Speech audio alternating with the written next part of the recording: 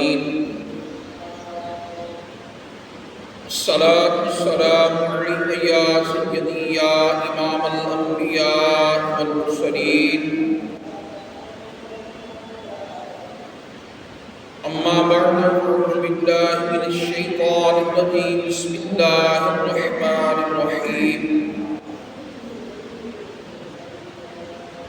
والسابقون الأولون من المهاجرين والأنصار والذين اتبعوا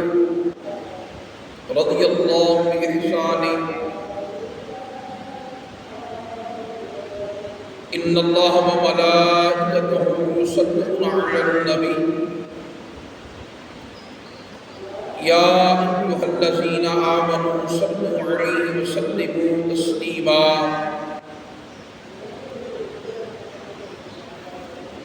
اللهم صل على محمد وعلى آل محمد وبارك وسلم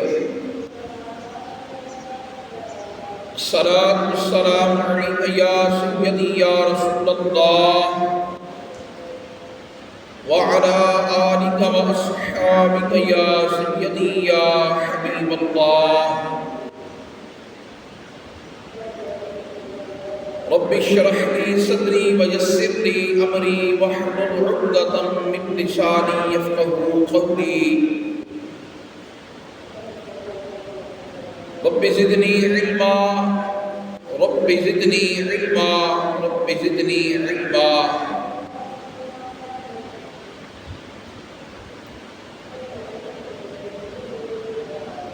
رب يسر ولا تعسر وتمم بالخير وبك نستعين بلغ العلا بكماله كشف الدجى بجماله حسنت جميع خصاله صلوا عليه وآله يا صاحب الجمال ويا سيد البشر من وجهك المنير لقد نور القمر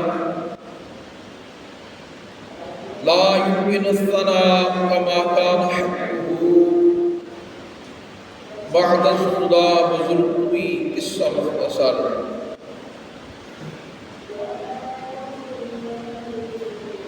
يا رسول الله انظر حالنا يا حبيب الله اسمع قولنا إننا في بحر ذم مغرق خذ يدي سهل لنا أشكالنا امداد کن حضرت جو غم آزاد کن در دین و دنیا شاد کن یا غوث عالم دستگیر بگر دابے بنا افتاد کشتی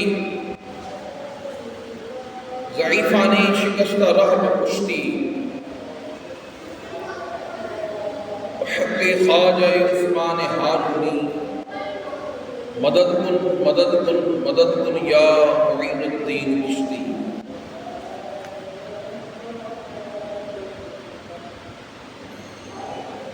اللہ تبارک و تعالیٰ کی حمد و ثنا کے بعد آقا نامدار مدنی تاجدار حبیب پروردگار شافع روز شمار ہم گنہگاروں کے غمخوار احمد مجتبی جناب محمد مصطفیٰ صلی اللہ تعالی علیہ وآلہ وسلم کی ذات والا صفات پر ہدیہ درود و سلام پیش کرنے کے بعد قرآن مجید فرقان حمید کی بہت ہی بابرکت بڑی باعظمت آیہ کریمہ تلاوت کرنے کا شرف حاصل ہوا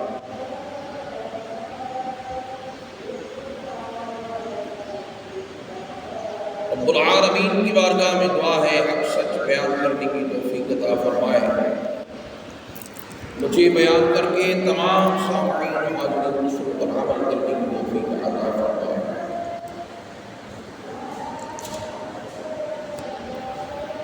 الحمدللہ ماہ ذو الحج کا آج تیسرا جمعۃ المبارک ہے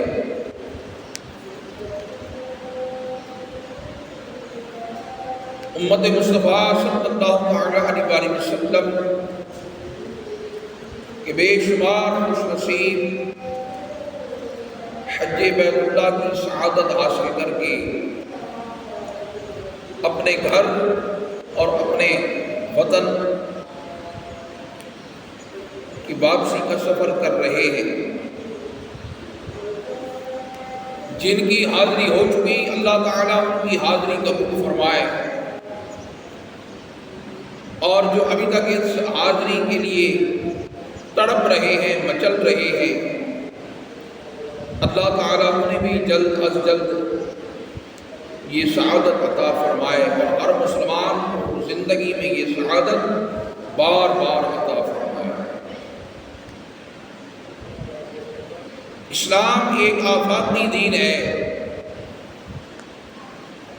ایک ایسا دین جو اللہ رب العالمین کے نزدیک پسندیدہ اور محبوب ترین دین ہے، اور دین اپنی تکمیل کے مراحل طے کرنے کے بعد اپنے نفاذ کے مراحل کی تکمیل میں ہے۔ اب جہاں جہاں پر دین نافذ ہوتا جا رہا ہے، وہاں وہاں دین کی برکات ظاہر ہو رہی ہیں، اور جہاں جہاں دین کے احکام سے انحراف کیا جا رہا ہے، دین کے احکام کو اپنے لیے بوجھ یا پابندی تصور کیا جا رہا ہے، وہاں کے لوگ نہ صرف اللہ رب العالمین کی طرف سے دین کی بدولت نازل ہونے والی رحمتوں اور برکتوں سے ہی محروم نہیں ہیں، بلکہ آئے روز کسی نہ کسی مصیبت اور آزمائش میں گرفتار نظر آتے ہیں۔ اس لیے اگر ہمیں اپنی زندگی میں، اپنے گھر بار میں اور اپنی حیات میں رحمت اور برکت درکار ہے، تو پھر ہمیں خوش دلی کے ساتھ دین کے ہر حکم کو ماننا ہوگا۔ ہمیں کھلے ذہن اور کھلے دل سے صاحب دین کی ہر سنت کو اپنانا ہوگا، کیونکہ دین مکمل ہو چکا۔ یہ آفاقی دین قیامت تک نافذ العمل رہے گا،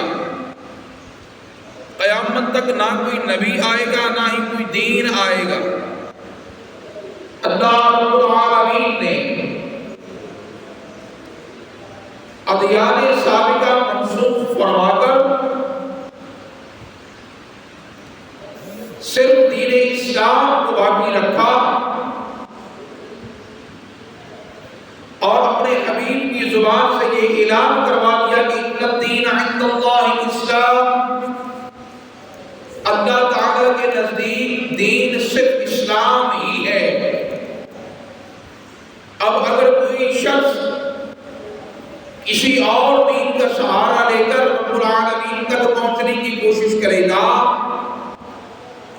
تو وہ دین اس کی مدد نہیں کرے گا،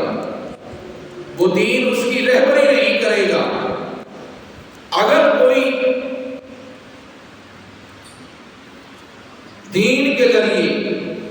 اللہ تک پہنچنا چاہتا ہے تو پھر اس کو دین اسلام کے دائرے میں آنا پڑے گا، دین اسلام کے احکام کا ہر حال میں پابند ہونا پڑے گا۔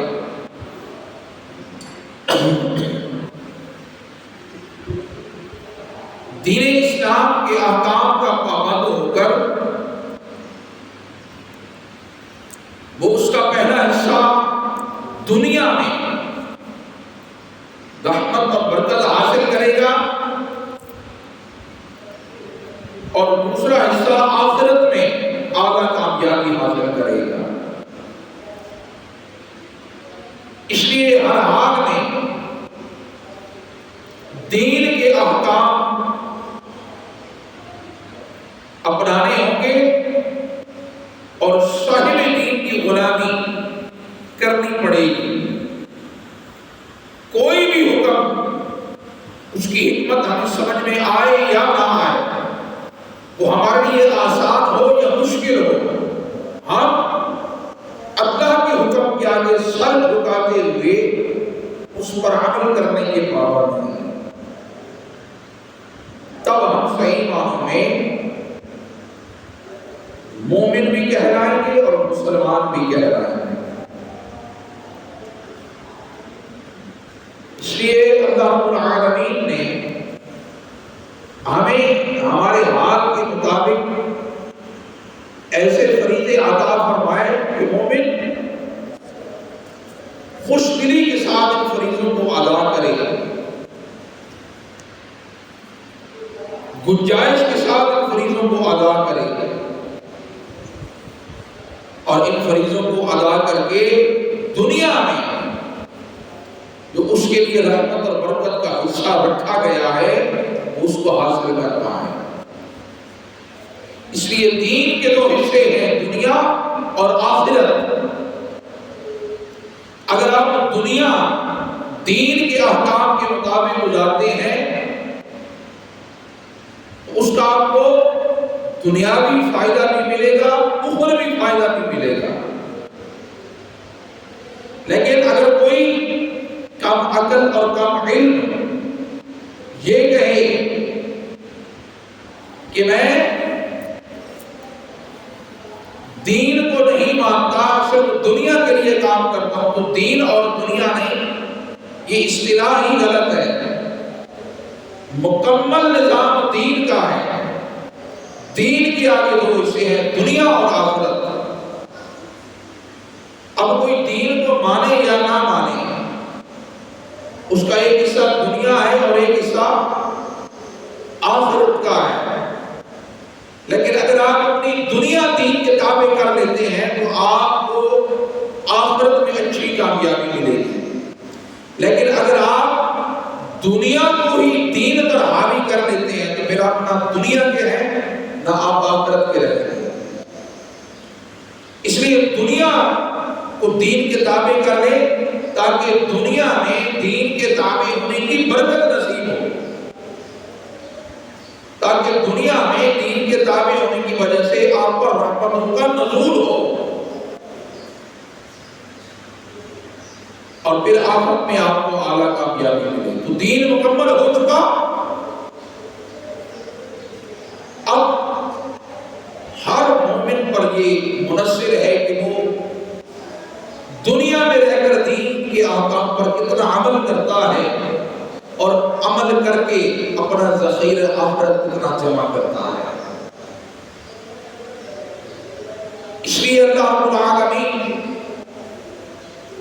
دین کے احکام پر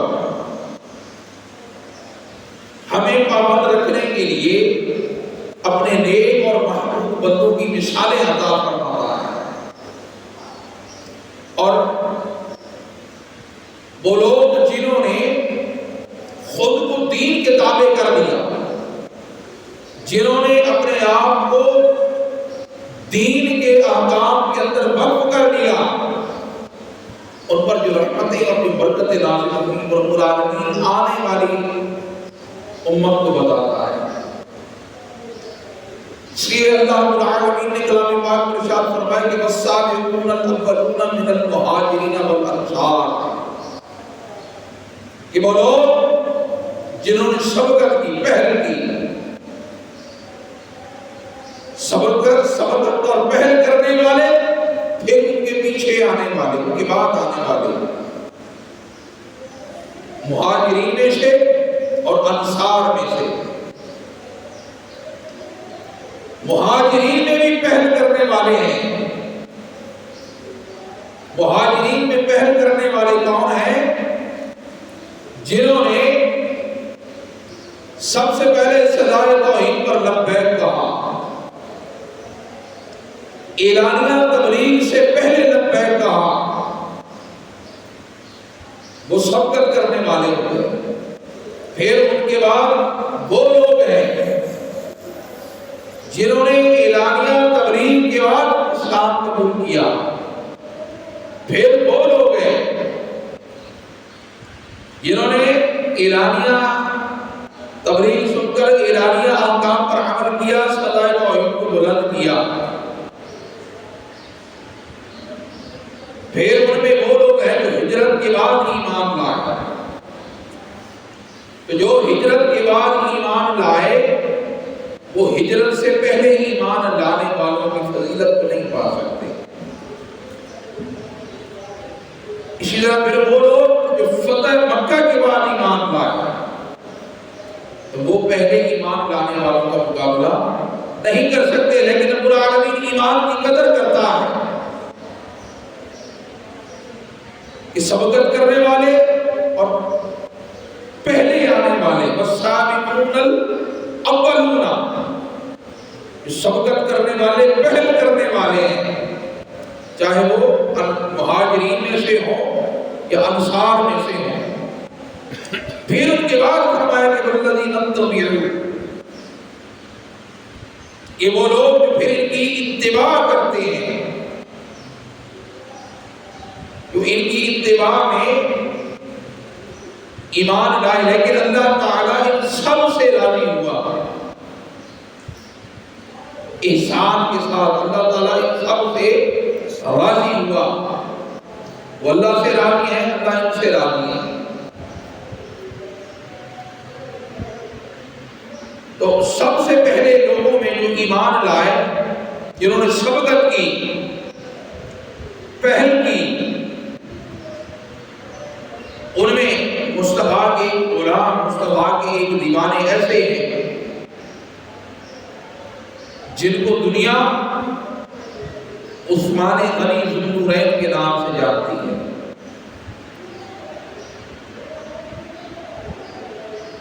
جو کہ سبقت کرنے والے بھی ہیں اور پہل کرنے والے بھی ہیں، اور آپ ان خوش نصیب لوگوں میں سے ہیں جنہیں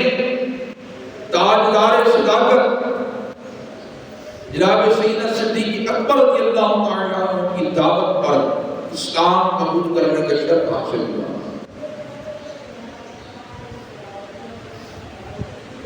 اور جب آپ اسلام قبول کر لیتے ہیں، اپنے آباء و اجداد کے باطل مذہب کو چھوڑ دیتے ہیں، بت پرستی کو رد کر دیتے ہیں،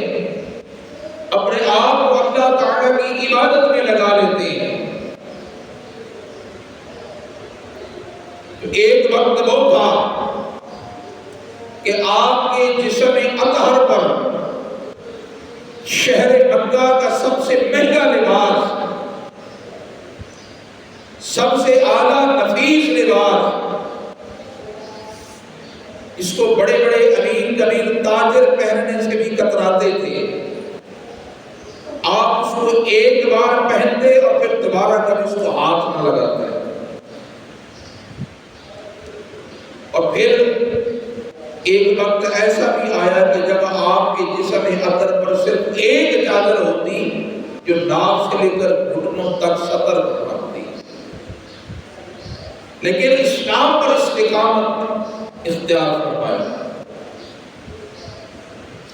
حتیٰ کہ آپ کا چچا عمر بن العاص آپ کو کھجور کی چٹائی میں لپیٹ کر، کھجور کی چٹائی میں لپیٹ کر رسی سے باندھ دیتا اور پھر آپ کو آپ کے ناک میں دھونی دیتا، زہریلے پتوں، زہریلے مواد کی آپ کے ناک میں دھونی دیتا، اور آپ کو کہتا کہ جب تک وہ اپنے آباء و اجداد کے دین پر واپس نہیں آتا میں تب تک تجھے ایسے ہی سزا دیتا رہوں گا۔ لیکن جب اسلام کی لذت اور اسلام کی چاشنی روح میں اتر جاتی ہے، روح میں سما جاتی ہے، تو پھر روح کی بلندی انسان محنت کرتا ہے، کوشش کرتا ہے، کیونکہ روح باقی ہے، جسم فانی ہے۔ جسم مٹی میں جا کر مٹی ہو جائے گا، روح رب کے پاس امانت رہے گی۔ جس رب نے پہلی بار جسم کو تخلیق فرمایا، قیامت کے بعد وہ دوبارہ اسی جسم کو تخلیق فرما کر پھر وہی روح جو ہماری امانت اس کے پاس رکھی جائے گی، وہی روح اس جسم میں لوٹا دے گا۔ تو ہماری محنت کے جسم کو سنوارنے پر ہے، روح کی مضبوطی، روح کی ترقی کے لیے ہماری محنت بہت تھوڑی ہے۔ جسم کی غذا روٹی، گوشت، دودھ، دنیاوی کھانے، اچھا اعلیٰ نفیس بہترین کھانا جسم کو طاقت دیتا ہے، لیکن روح کی غذا اللہ کا ذکر ہے، قرآن کی تلاوت ہے، اللہ کی نماز ہے، اللہ کے لیے روزہ ہے، اللہ کے لیے حج، زکوٰۃ، جہاد ہے۔ تو آج ہر مسلمان اپنی زندگی اور اپنے کردار میں غور کرے کہ وہ جسم کے لیے محنت کر رہا ہے یا روح کے لیے محنت کر رہا ہے، وہ دنیا کے لیے محنت کر رہا ہے یا آخرت کے لیے محنت کر رہا ہے۔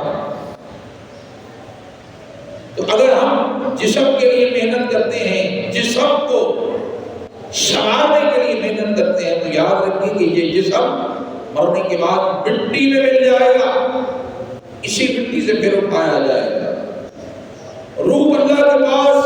امانت رکھی جائے گی، کیونکہ یہ امانت قیامت کے دن پھر لوٹائی جائے گی۔ تو دنیا میں رہتے ہوئے اگر ہم آخرت کے لیے محنت نہیں کرتے تو ہم دین کا دوسرا حصہ کبھی حاصل نہیں کر سکتے۔ اس لیے اللہ رب العالمین اپنے حبیب اور اپنے حبیب کے غلاموں کی مثال کو بیان فرماتا ہے کہ وہ لوگ جو سبقت کر گئے، جو تم سے پہلے آئے، جو مہاجرین و انصار میں سے ہوئے، تم ان کی اتباع کرو، ان کی اطاعت کرو، ان سے طرز غلامی سیکھو، ان سے طرز بندگی سیکھو، اور دین کے احکام پر عمل کرتے ہوئے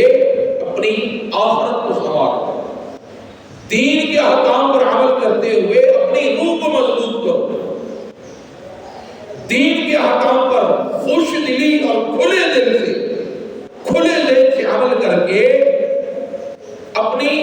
روح کو طاقتور بناؤ۔ جسم اگرچہ کمزور رہے کوئی بات نہیں، کیونکہ جسم نے مٹی میں مل جانا ہے، لیکن روح کو مضبوط کرو تاکہ اگر تمہارا یہ فانی جسم عبادت کے لیے تیار نہ بھی ہو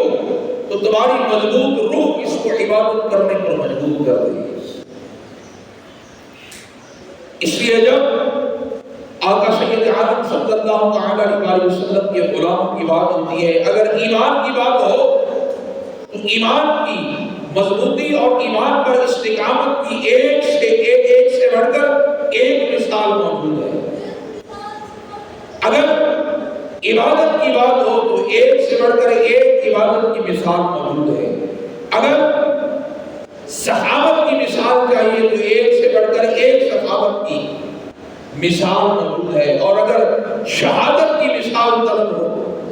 شہادت کی مثال چاہیے تو ایک سے بڑھ کر ایک مثال موجود ہے۔ انہی عاشقوں، انہی غلاموں، انہی مصطفیٰ کے پروانوں میں جب سیدنا عثمان غنی رضی اللہ تعالیٰ عنہ کا ذکر خیر ہوتا ہے کہ جب آپ ایمان لائے وہ دنیاوی آسائشوں کو ترک کر دیا، دنیاوی خوشیوں لذتوں کو ترک کر دیا، ترک کرنے کے بعد اللہ کے احکام میں اتنا اپنے آپ کو غرق کر دیا کہ زندگی کا ہر عمل اتنا شریعت کے تابع کر لیا کہ خود صاحب شریعت جب عثمان کو دیکھتے خود صاحب شریعت جب عثمان کو دیکھتے تو عثمان کے لیے دعا کرتے.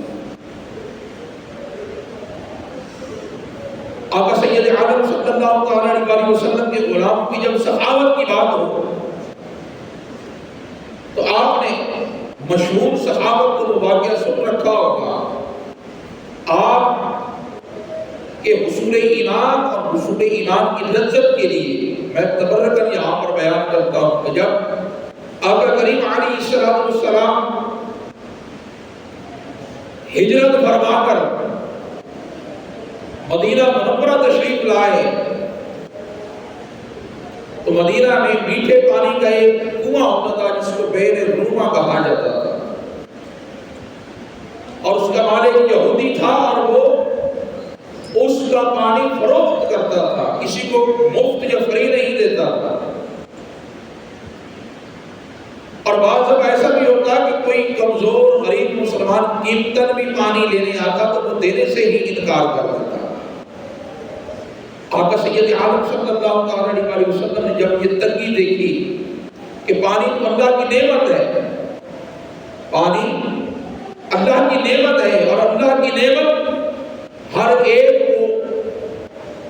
ایک جیسی ملنی چاہیے, ہر ایک کے لیے عام ہونی چاہیے. آقا کریم سید عالم صلی اللہ علیہ وسلم نے فرمایا کہ ہے کوئی اللہ کا ایسا بندہ جو اس یہودی سے کنویں کو خرید کر مسلمانوں کے لیے وقف کر دے اور بدلے میں اس کے لیے جنت کا ضامن ہوں. ہر صحابی کے دل میں یہ تمنا آئی کہ کاش یہ سعادت اس کو ملے, لیکن اپنے اپنے گنجائش کی بات ہوتی ہے, اپنے اپنے وسائل کی بات ہوتی ہے. پہلی بات کہ یہودی کبھی اس کنویں کو فروخت کرے گا یہی نہیں, اور اگر فروخت کرنے پر تیار بھی ہو تو خدا جانے وہ کتنی قیمت مانگے گا. تو کوئی بھی اس کے پاس نہ پہنچا. عثمان غنی رضی اللہ تعالی عنہ اٹھے, اس کے پاس پہنچ کے اسے کہا کہ میں یہ تیرا کنواں خریدنا چاہتا ہوں اور اس کی کیا قیمت لگاتا ہے.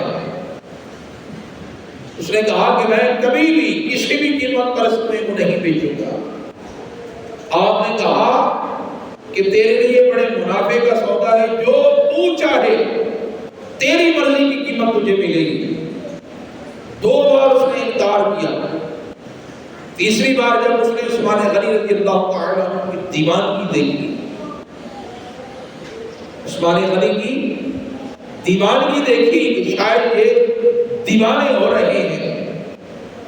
اس نے کہا کہ میں 4000 دینار پر آدھا کنواں فروخت کروں گا. آدھے کا مطلب یہ ہے کہ یہ کنواں ایک دن آپ کی ملکیت ہوگا, ایک دن میری ملکیت ہوگا. آپ نے فرمایا مجھے منظور ہے. آپ نے 4000 دینار لا کر دستاویز تیار کی اور کنویں کی دستاویز لے جا کر آقا کریم کے قدموں میں رکھ دی. آقا کریم کی بارگاہ میں آپ نے اعلان فرمایا کہ میں اپنے دل کا جو کنواں ہے وہ مسلمانوں کے لیے وقف کرتا ہوں. جو مسلمان جتنا چاہے پانی فی سبیل اللہ لے جا سکتا ہے. حتیٰ کہ فرمایا کہ مسلمان ہی نہیں غیر مسلم بھی لے جا سکتے ہیں. اس کو سخاوت کہتے ہیں, کیونکہ جس بارگاہ سے سخاوت عطا ہوتی ہے, جس بارگاہ سے سخاوت عطا ہوتی ہے تو وہ سخی بغیر حساب کتاب کے سخاوت کرتا ہے. ہماری طرح حساب رکھ کر نہیں سخاوت کرتا. اس لیے اللہ تعالیٰ انسان کو 2 چیزیں عطا فرماتا ہے. اللہ تعالیٰ انسان کو نعمت بھی عطا فرماتا ہے, اللہ تعالیٰ انسان کو رحمت بھی عطا فرماتا ہے. جب نعمت عطا فرماتا ہے تو وہ نعمت کا حساب لے گا. ثم لتسألن يومئذ عن النعيم, پھر ضرور بضرور ہم تم سے اپنی نعمتوں کے متعلق سوال کریں گے. نعمت پانی اللہ تعالیٰ کی نعمت ہے,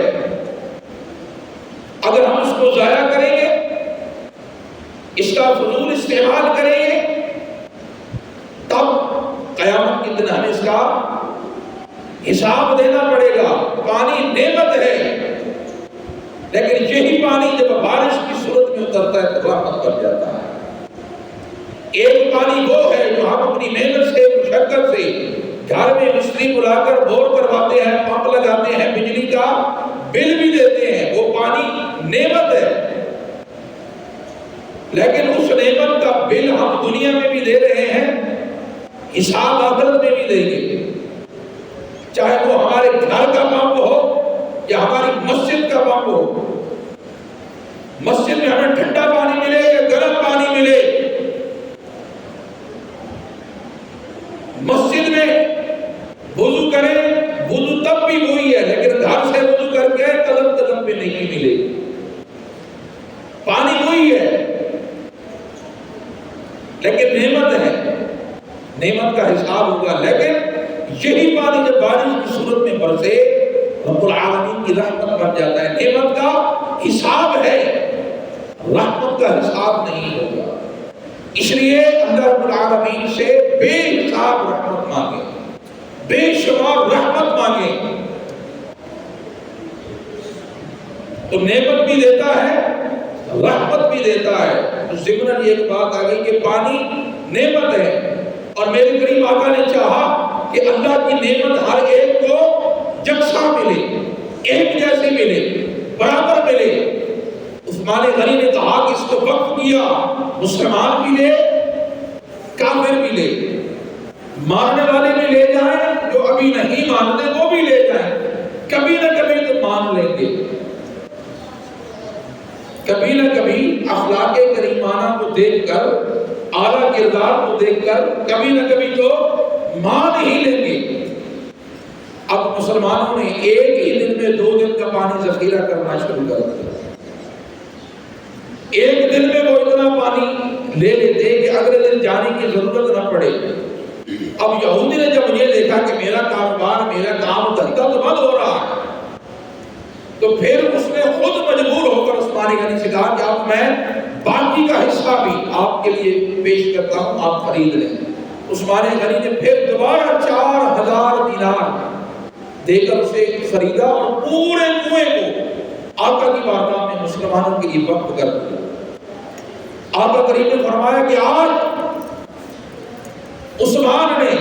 اللہ کی جنت میرے ہاتھوں سے خرید لی۔ پھر ایک موقع اور آتا ہے کہ جب عثمان غنی رضی اللہ تعالیٰ عنہ آقا کریم کی بارگاہ میں حاضر ہوئے، آقا علیہ السلام غزوہ تبوک کے لیے ذہن سازی فرما رہے ہیں۔ تنگی کا زمانہ ہے، تنگی، غربت، فاقے، تنگی بھی ہے اور گرمی بھی ہے۔ کھجور کی فصل پک کر تیار ہو چکی ہے، اب پھل اتارنے کا وقت آیا چاہتا ہے، اور حکم ہوا کہ نہیں، اپنی پکی فصل، اپنی پکی تیار فصل کو چھوڑو، گھر بار کو چھوڑو، اہل و عیال کو چھوڑو، گھوڑے تلواریں تیار کرو اور تبوک کے مقام پر روم کے عیسائیوں سے جا کے لڑو، رومیوں سے جا کے جہاد کرو۔ آقا کریم علیہ السلام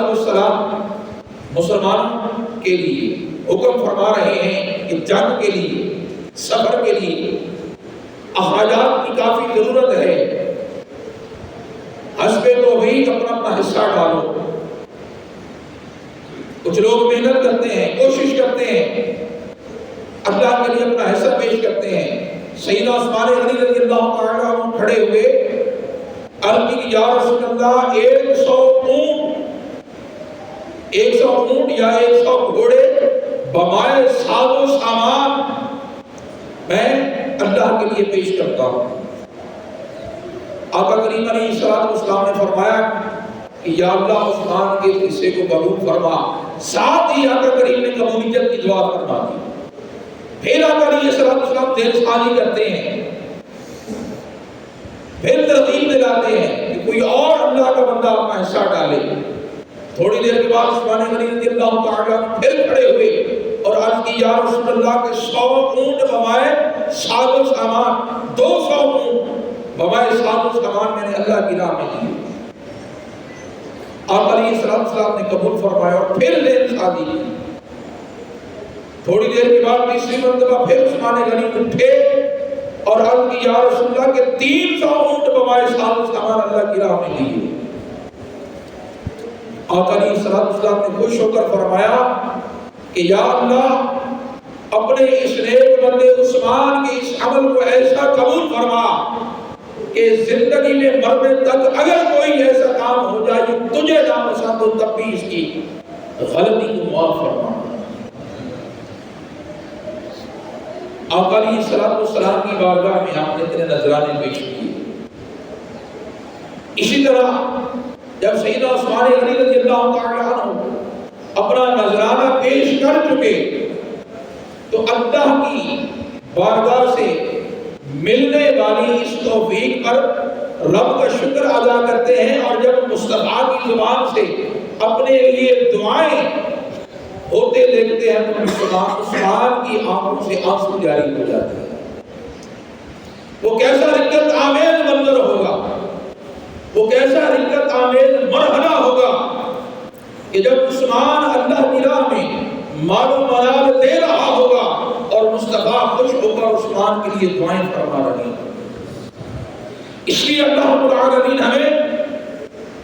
اول پہل کرنے والے، ہم سے پہلے آنے والے